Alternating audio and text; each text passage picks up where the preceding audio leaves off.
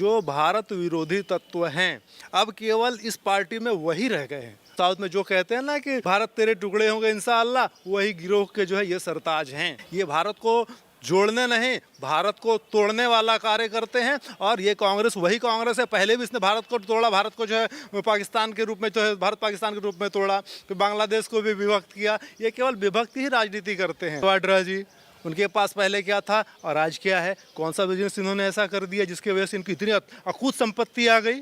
उस पर भी चर्चा करिए आप। जो सुविधा और सफाई हमको आज मिल रही है, जो स्वच्छता दिखाई दे रही है, जो विकास दिखाई दे रहा है, वो चीज़ आज के पहले कभी नहीं मिला। तो जो हमारे लिए कार्य कर रहा है हम तो उसी को वोट देंगे। नमस्कार, आपका स्वागत है हमारे चैनल पर। मैं हूं आपके साथ अर्जुन खजूरिया। इस समय हम मौजूद हैं काशी विश्वनाथ की धरती बनारस पर। और बनारस की अगर बात की जाए तो पिछली 2 बार से अगर राजनीतिक परिदृश्य के हिसाब से देखा जाए तो देश के प्रधानमंत्री नरेंद्र मोदी लगातार इसी बनारस की धरती को चुन रहे हैं अपने संसदीय क्षेत्र के रूप में।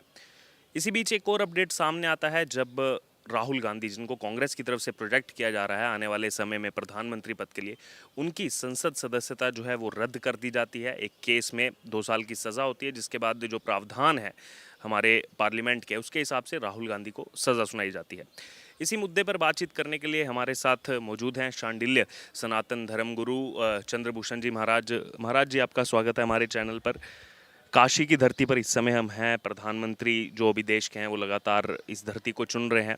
इसी बीच कांग्रेस प्रयास कर रही है कि राहुल गांधी को एक बार मौका मिले प्रधानमंत्री बनने का, लेकिन उनकी संसद सदस्यता चल जाती है और अब वो प्रेस कॉन्फ्रेंस भी करते हैं, मीडिया के सामने आते हैं और कहते हैं कि इस देश में लोकतंत्र को ख़त्म किया जा रहा है, लोकतंत्र का अपमान किया जा रहा है। काशी की धरती से सर्वप्रथम आप सभी को हर हर महादेव। देखिए, राहुल गांधी जी का जो है ना, ये हमको समझ में आता है कि इनका मानसिक दिवालियापन है। छोटे से शब्दों में पूर्ण रूप से समझना चाहते हैं, समझ लें, इनका मानसिक दिवालियापन है। जो प्रक्रिया माननीय न्यायालय द्वारा की जा रही है उसमें ये ज़बरदस्ती जो है राजनीति घुसा रहे हैं, ज़बरदस्ती सत्ता पक्ष को दोषी ठहरा रहे हैं। भारत की जनता तब से और अब में बहुत जागरूक हो चुकी है, वो हर बातों को समझ रही है। और भारत की जनता ही जो है अभी जो सरकार चल रही है माननीय नरेंद्र मोदी जी की, उसको जो है लाई हुई है और कांग्रेस को पूर्ण रूपेण लगभग नकार चुकी है।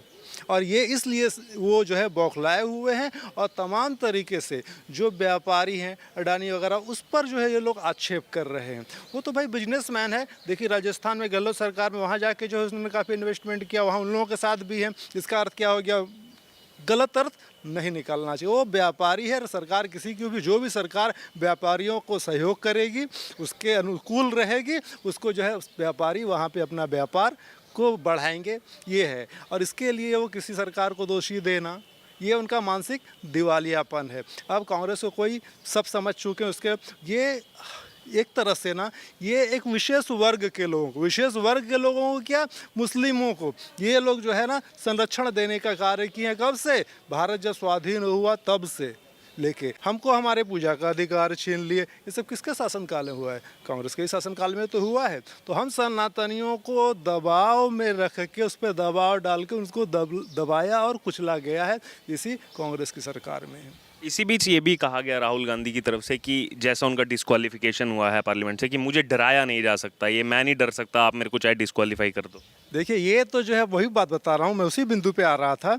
ये लोग जो है ना, जो मुस्लिम हैं उनको भड़काने का प्रयास कर रहे हैं। जो बाकी कांग्रेसी लोग हैं जो पुराने चले आए हुए हैं कि हम कांग्रेस का ही पक्ष पकड़े रहेंगे किसी भी स्थिति में, उनको भड़काने का कार्य कर रहे हैं, जनता को भड़काने। अब इनके पास वोट बैंक तो बचा नहीं, सारे के सारे उनके जब तो उनका भी जो है संसदीय जो है छीन लिया गया।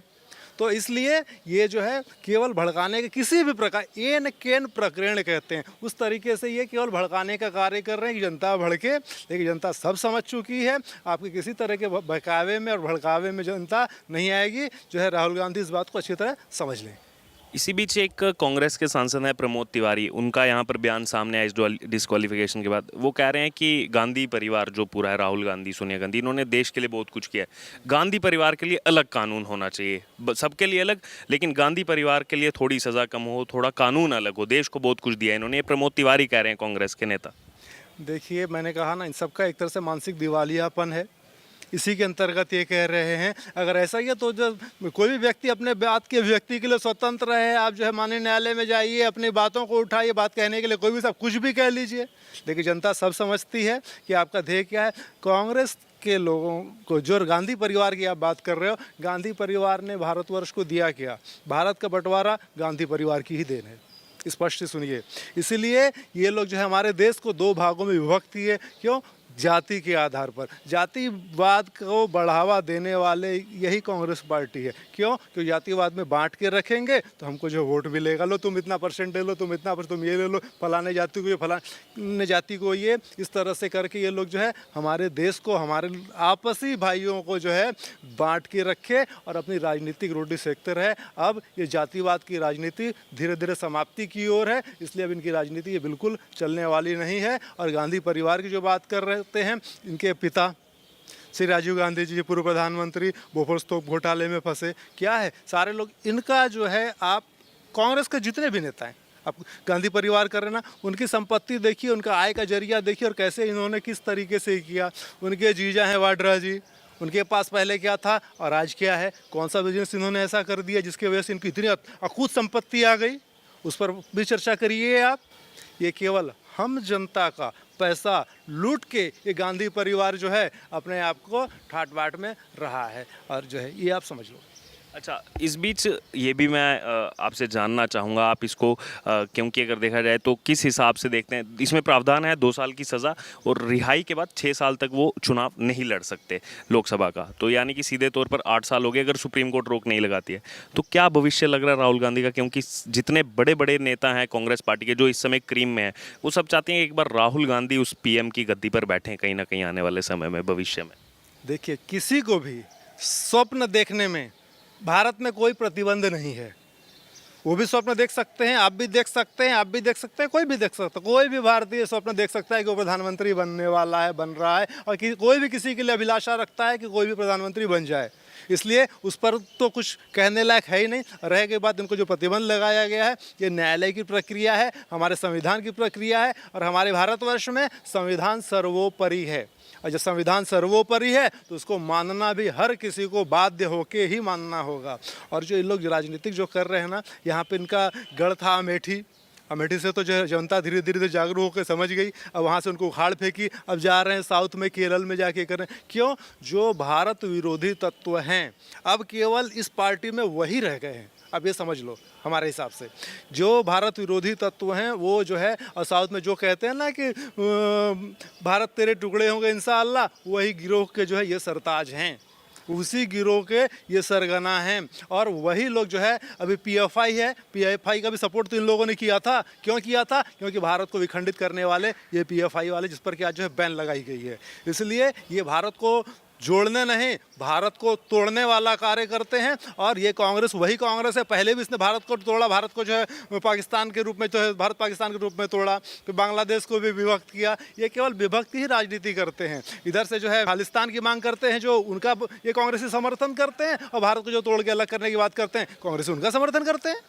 इसी बीच इसी में जो अभी हाल ही में प्रेस कॉन्फ्रेंस की राहुल गांधी, उन्होंने ये भी कहा कि मुझे जो है जेल भेजकर डराओ मत, धमकाओ मत, मैं भारत के लोकतंत्र के लिए लड़ रहा हूँ, मैं तो लड़ता रहूँगा भारत के लोकतंत्र के लिए। देखिए, ये ना बेवकूफ़ों को जो है केवल उत्तेजित करने के लिए करके सड़क पे उतारने का कार्य कर रहे हैं। आप जान लो, भारत के बेवकूफ़ों को उत्तेजित करके उसको सड़क पे लाने का, कि भारत में हो हंगामा हो, भारत में जो है जगह जगह आगजनी हो, उनके लिए ये करने का ये उनका कुचक्र है। ये आप स्पष्ट शब्द में समझिए। एक आखिरी कमेंट लेना चाहूँगा, क्या लग रहा है प्रधानमंत्री जो भी हैं नरेंद्र मोदी, क्या तीसरी बार भी चुनेंगे बनारस की धरती को, काशी की धरती को? क्योंकि कल ही उन्होंने यहाँ पे 1800 करोड़ के प्रोजेक्ट भी दिए हैं यहाँ की जनता को। देखिए, निसंदेह हमको लगता है, निसंदेह माननीय नरेंद्र मोदी जी ही तीसरी बार फिर यहाँ के प्रधानमंत्री बनेंगे। देखिए, हम हैं यहाँ के काशी की जनता, ठीक है, और हमको क्या चाहिए? सुविधा, साफ सफाई। इसके पहले भी तमाम सरकारें आई थी जो है विभिन्न पार्टियों की, लेकिन जो सुविधा और सफाई हमको आज मिल रही है, जो स्वच्छता दिखाई दे रही है, जो विकास दिखाई दे रहा है, दिखाई नहीं दे रहा, हमको मिल रहा है, वो चीज़ आज के पहले कभी नहीं मिला। तो जो हमारे लिए कार्य कर रहा है, हम तो उसी को वोट देंगे। स्पष्ट बात है। चाहे राहुल गांधी भी ऐसा कार्य किया तो तुम राहुल गांधी को वोट देते। किसी से हमारा व्यक्तिगत नहीं, हमको तो भाई अपनी चीज़ चाहिए, अपनी सुरक्षा चाहिए, अपना जो है संस्कृति की रक्षा चाहिए, और हमको सुविधा चाहिए, साफ सफाई चाहिए जो है। और वो चीज़ हमको इसी सरकार में मिल रही है, माननीय मोदी जी की सरकार में ही मिल रही है। इसके पहले वो चीज़ हमको कभी नहीं मिली जो आज मिल रही है। इसलिए नरेंद्र मोदी जी ही अगले प्रधानमंत्री पुनः बनेंगे। तो ये थे हमारे साथ शांडिल्य सनातन धर्मगुरु चंद्रभूषण जी महाराज, जिन्होंने अपना वक्तव्य रखा हाल ही में जो इस समय राजनीति परिदृश्य देश में चल रहा है उसमें इनका क्या कहना है, जो खास तौर पर राहुल गांधी की सदस्यता रद्द हुई है और जो अब बयानबाजी राहुल गांधी की तरफ सामने आ रही है उसको लेकर के अपनी राय रखी।